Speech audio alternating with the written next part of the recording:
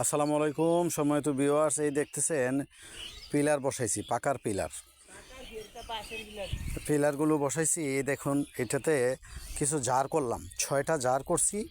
এই পিলারগুলোতে চার দেব, চার দিয়া এখানে এখানে যে এখানে লাউ গাছ বা এটাকে জালি কুমড়া বলে ওইগুলো লাগাবো।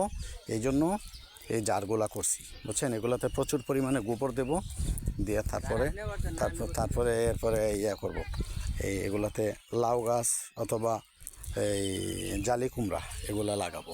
তো এই যে পিলারগুলো আছে, এই পিলারগুলোর মধ্যে আরও ওই পাশে আরও পিলার বসাবো। পিলার বসে এই যে ঘাসের জমির উপরে একটা বড় একটা মেরি, এটাকে মেরি বলে, আফার বলে, চার বলে, এরপরে আরও অনেক কিছু অনেকে বলে। এটা বিভিন্ন বড় করে একটা মেরি দেব বা চার দেব, চার মেরি আফার তিনটা মিলে একই।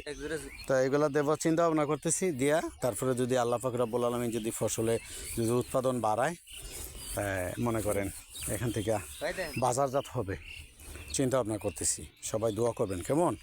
আর যদি ভিডিওটি ভালো লাগে তাহলে লাইক, কমেন্ট, সাবস্ক্রাইব করবেন। এবং কারো যদি কোনো পরামর্শ থাকে যে এখানে তার চেয়ে আরও দ্বিগুণ পদ্ধতিতে ভালো উৎপাদন করা যাবে কি করলে, এই জারগুলাতে পরামর্শ দিবেন কেমন। আসসালামু আলাইকুম।